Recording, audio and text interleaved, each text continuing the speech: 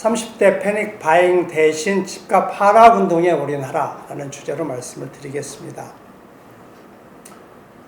30대 패닉 바잉이 무섭게 지금 진행이 되고 있습니다. 정말 이 패닉 바잉 기사를 볼 때마다 등줄기에 소름이 오싹오싹 돋습니다. 최근에 아시아경제가 8월 17일 이 기사 제목이 계속되는 부동산 패닉 바잉인데, 이 30대가 무섭게 패닉 바잉을 하는 기간에 이 아파트 거래량이 굉장히 많이 늘었습니다.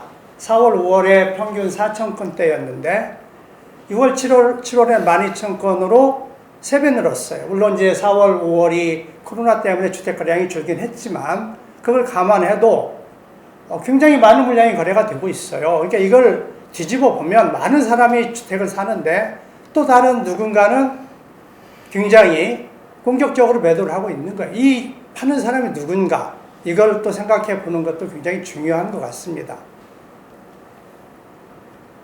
30대 패닉 바잉이 위험하죠. 투기로 인해서 집값이 폭등을 했어요. 집값이 굉장히 비싸졌는데 그 가격에 공격적으로 매입하는 것, 이거 굉장히 위험합니다. 서울 아파트 가격이 최근에 중위 가격이 10억을 돌파했다라는 기사가 나왔어요. 이게 6년 전에 5억이었던 게 지금 10억이 된 겁니다. 소형 아파트도 6억이 넘습니다. 그래서 내 돈이 2억 있더라도 4억 대출을 받아야 되는데, 이 4억 대출을 받아서 내 집을 마련하면 상환을 위해서 매달 150만 원을 갚아도 22년이 걸려요. 그러니까 35세에 4억 대출 받아서 내 집 사면 57세에 가야 갚습니다. 평생 동안 돈 쓰지 못하고 대출 갚기 위해서 인생을 다 보내게 되는 겁니다. 굉장히 위험한 경제 행위라고 저는 생각을 합니다.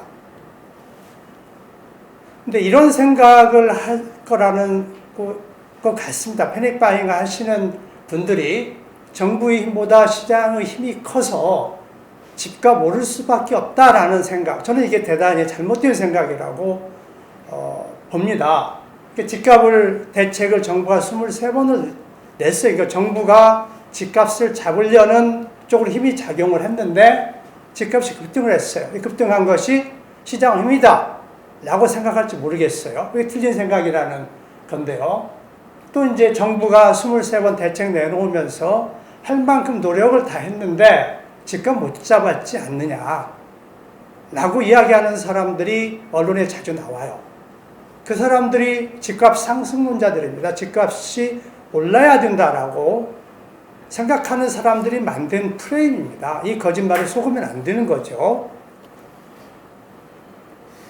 이제 그 사람들이 이렇게 이야기합니다. 23번 대책 내놓았는데 집값 하락하지 않았느냐. 710 대책을 보겠습니다. 710 대책에서 세금을 대폭 인상했어요. 대표적으로 종부세를 3주택 이상이면서 이 공시가 기준으로 가진 주택을 다 합해서 합산해서 94억 이상이면 현재는 종부세율 3.2%인데 6%까지 거의 2배. 굉장히 많이 올렸습니다. 양도세는 3주택 이상이면 72%까지 거의 징벌적이다는 표현이 어울릴 정도로 올렸어요.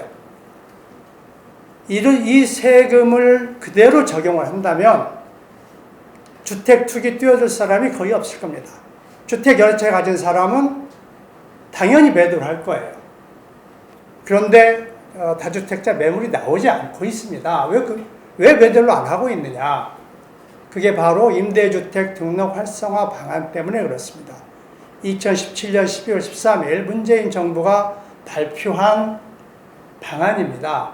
그 방안에 나오는 항목 중에 집주인에 대한 혜택이 있어요. 거기를 보면 재산세를 거의 내주지 않게 해요. 임대주택 등록하면 재산세 거의 면제해주고, 임대소득도 이 소득을 60% 공제를 하고, 그 뒤에 또 세금을 계산해서 세금을 75% 감면해주니까 1억 임대소득이 나와도 110만 원, 20만 원밖에 안 됩니다. 거의 세금을 내지 않도록 해주고 있고요. 양도소득세는 100% 감면해주고, 또는 소득의 50% 공제를 해줍니다. 종부세는 전액 비과세를 하고 있고, 건보료도 80% 감면해주는 거의 모든 세금을 내지 않도록 해주는 실로 어마어마한 세금 특혜를 이 2017년 12월 임대주택 등록 활성화 방안에서 정부가 다주택자들에게 제공을 한 거예요. 그래서 임대주택을 등록을 하면 710 대책에서 종부세와 양도세를 징벌적이 할 정도로 높게 인상을 했는데 이 효과가 없는 거예요.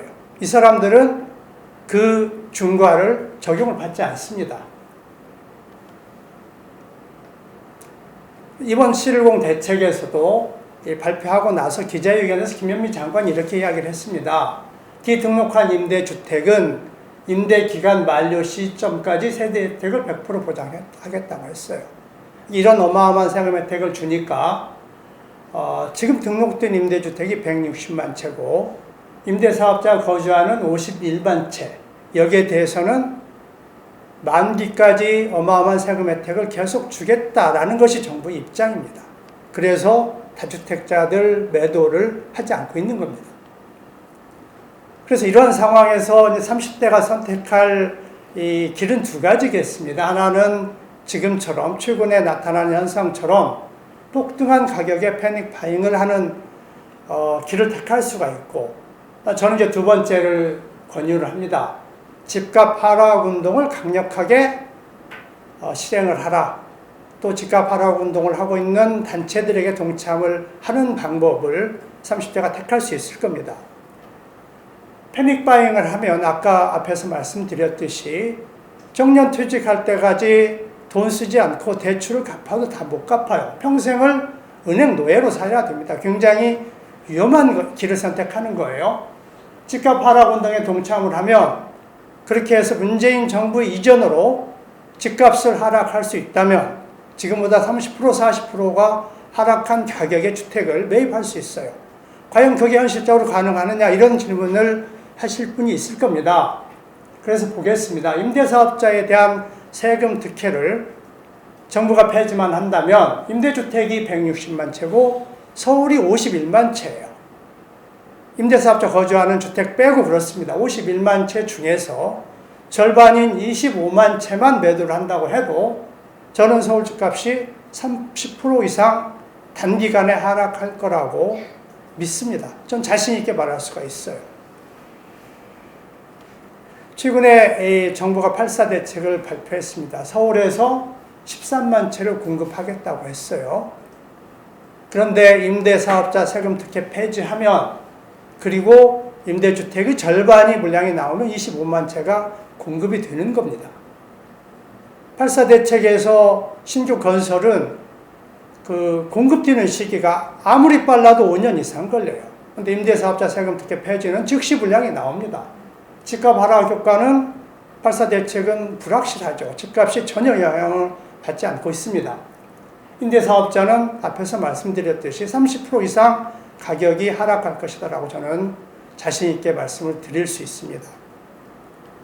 그래서 오늘 결론으로 30대에게 패닉 바잉이 아니고 집값 하락 운동에 동참하시라고 적극 권유를 드리고 싶습니다. 임대사업자는 다주택자들이고 주택을 거주 목적이 아니고 돈 벌려고 투자하는 투기 세력이라고 할 수가 있어요. 그런 투기꾼들에게 정부가 말도 안 되는 어마어마한 세금 혜택을 준다. 이유도 없고 명분도 없는 세금 특혜를 정부가 베풀고 있습니다.